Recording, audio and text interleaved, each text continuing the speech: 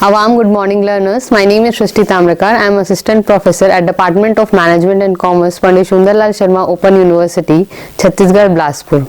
In today's session, we are going to discuss about pricing decision in marketing management. What pricing is? Pricing is the process of determining optimal price of product or services. Pricing क्या है? हमारे product या services के price को determine करने की एक process है.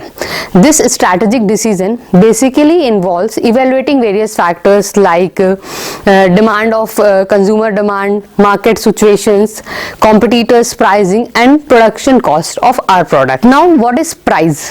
For a producer, price is the quantity of money received by the seller on sale of goods and services. And for a consumer, price is quantity of money spent in buying goods or services. Now, factors determining pricing decision. अब हम देखेंगे क्या क्या factors है जो कि affect करते हैं हमारे प्रोडक्ट या सर्विसेज के प्राइस को डिसाइड करने में. The first one is objective of the business. हर एक ऑर्गेनाइजेशन और कंपनी का डिफरेंट ऑब्जेक्टिव्स होता है. लाइक एक reasonable rate of return generate करना, या किसी मार्केट को कैप्चर करना, या control over sales and profit. हमें अपनी सेल्स और प्रॉफिट पे ओवरऑल कंट्रोल होना. So on the basis of these objectives we determine our price of product and services. The next one is cost of product. Cost of product is one of the most important factor in deciding the price of any product or services, because maximum part of our price is dependent on that cost of production. Cost of product means overall cost किसी भी product को बनाने में क्या क्या लगी, like material cost, labor cost, overhead cost, administrative cost, and different selling and distribution cost. Now the third one is market position. Market position means आपकी company market में किस पोजीशन में स्टैंड कर रही है, कहाँ पे है. सो अ रेपुटेड कंपनी में फिक्स हाई प्राइस.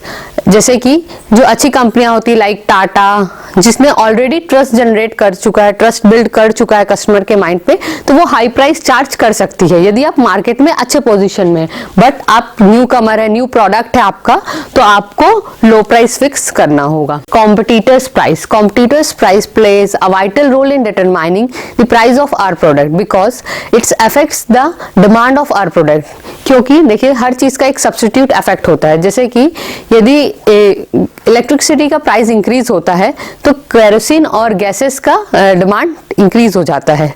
क्योंकि यहाँ पे सब्स्टिट्यूट इफेक्ट होता है. इसलिए हमें अपने प्रोडक्ट के प्राइस को डिसाइड करने के पहले हमारे जो सब्स्टिट्यूट प्रोडक्ट ऑलरेडी अवेलेबल है मार्केट में, उनके प्राइस को हमें कंसीडर करना चाहिए. Now the fifth factor is distribution channel policy. Distribution channel means कि हमारा प्रोडक्ट जो फाइनल कस्टमर तक किस तरीके से पहुंचेगा, कुछ मिडलमैन्स के थ्रू पहुंचेगा या डायरेक्ट मैन्युफैक्चरर कस्टमर को सप्लाई करेगा. Now the next factor is price elasticity and demand elasticity. Price elasticity means responsiveness of change in demand due to change in its price. ठीक है, यदि किसी प्रोडक्ट के प्राइस में फ्लक्चुएशन होता है तो उसके डिमांड में कितना फ्लक्चुएशन होगा, ये हमें इलास्टिसिटी ऑफ डिमांड बताता है. The next one is product stage in life cycle of the product. As you can see in the slide, जैसे कि हमने एक्स एक्सिस में टाइम को शो किया है और वाई एक्सिस में सेल्स को शो किया है.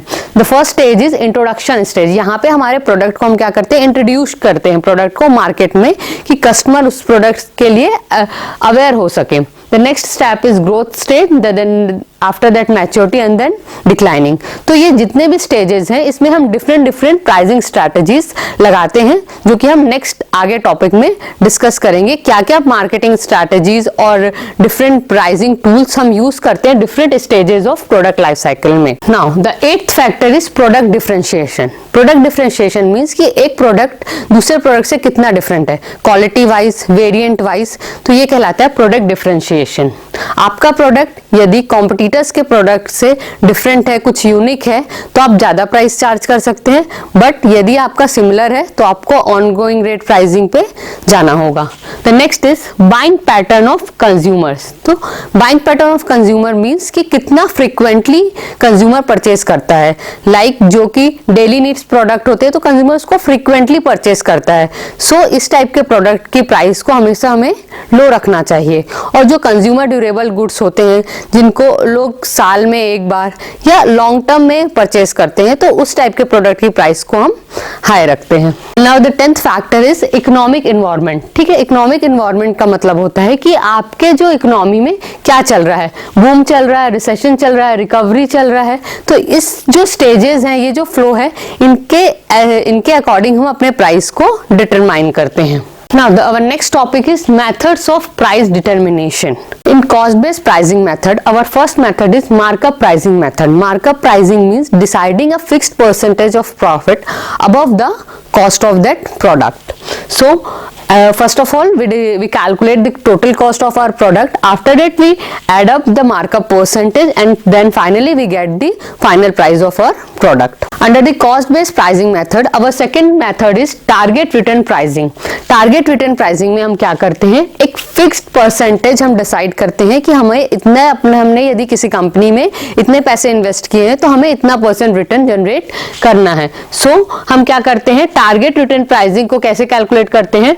सबसे फर्स्ट ऑफ ऑल हम टोटल कॉस्ट निकालते हैं अपने प्रोडक्ट का, उसमें हम desired rate of investment add करते हैं, उसको divided by total sales in unit करेंगे तो हमारा प्राइस ऑफ पर प्रोडक्ट निकल जाएगा। Now the third method is break-even price method. In break-even price method, we fix the price on the basis of both fixed cost and variable cost. The point at which total line and the total revenue line meet each other is called as break-even point. It is a no profit no loss situation.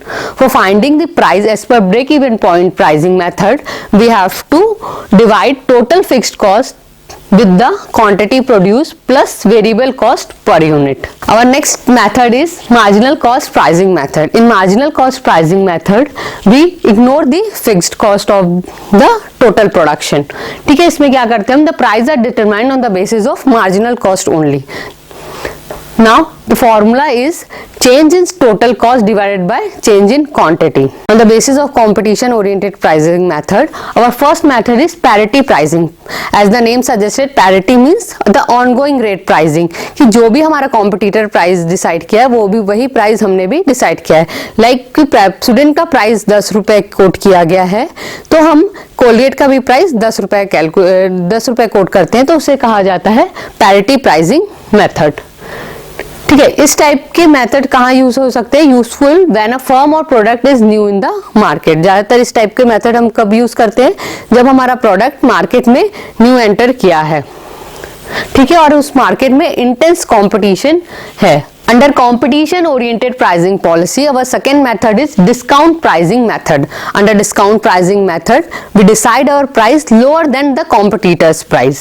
ठीक है, इस type की pricing techniques हम कब use करते हैं, जब हम न्यू रहते हैं मार्केट में, न्यू एंट्रेंस होता है, हम अपने इंट्रोडक्शन स्टेज में होते हैं, तब हम डिस्काउंट प्राइसिंग मेथड को यूज करते हैं। The third one is premium pricing method. Premium price means extra charge करना कॉम्पिटिटर से। सपोज कॉम्पिटिटर ने प्राइस कोट किया है 10 रुपए का, तो हमारा प्राइस क्या कोट करेंगे हम, 12 रुपए करेंगे, तो इसको हम बोलते हैं प्रीमियम प्राइसिंग। और ये प्रीमियम प्राइसिंग कौन कर सकता है, जो कि ऑलरेडी एस्टैब्लिश्ड है मार्केट में, जिसका अच्छा रेपुटेशन है, जिसने कंज्यूमर के माइंड पे ऑलरेडी ट्रस्ट जनरेट कर चुका है, ऐसे कंपनीज प्रीमियम प्राइसिंग के लिए जा सकते हैं। Now comes the third classification, demand oriented pricing policy. So on the basis of demand of our product we decide our price. The first one is purchasing power pricing. Purchasing power pricing में हम क्या करते हैं, जो हमारे targeted customers होते हैं उनकी परचेजिंग पावर के अकॉर्डिंग हम अपने प्राइस को डिसाइड करते हैं। The second one is skimming pricing method. Skimming pricing method का मतलब होता है कि हमें इनिशियल स्टेज में जब हम अपने प्रोडक्ट को इंट्रोड्यूस कर रहे हैं मार्केट में, तो हम उसके प्राइस को हाई रखते हैं। हाई क्यों रखते हैं, क्योंकि हम मार्केट को कैप्चर करना चाह रहे हैं और कस्टमर्स के माइंड में क्रिएट करना चाह रहे हैं we are providing a quality product. ठीक है, हम कुछ प्रीमियम, कुछ एक्स्ट्रा, कुछ इनोवेटिव प्रोवाइड कर रहे हैं, तो वो कहलाता है skimming pricing method. Like iPhones जो रहते हैं, जो प्रीमियम प्रोडक्ट्स होते हैं, प्रीमियम कार्स होती है, वो स्कीमिंग प्राइसिंग के लिए जाती हैं। Now under demand oriented pricing policy, our third method is penetration pricing में क्या होता है, हम इनिशियल स्टेज में जब अपने प्रोडक्ट को इंट्रोड्यूस करते हैं मार्केट में, तो हम इनिशियल स्टेज में प्रोडक्ट की प्राइस को लो रखते हैं। जैसे कि जियो ने किया था, जब जियो मार्केट में आया, ठीक है, जियो ने स्टार्ट किया अपना सिम सेल करना स्टार्ट किया, तो उसने डेटा बहुत कम प्राइस में, लो रेट में इंट्रोड्यूस किया मार्केट में कि वो सारे मार्केट को कैप्चर कर सके। ठीक है, this is called penetration pricing method. Now the next method is perceived value pricing. In perceived value pricing हमारे प्रोडक्ट की जो perceived value होती है in the mind of customer, हम उसके बेसिस पे अपने प्रोडक्ट के प्राइस को डिसाइड करते हैं।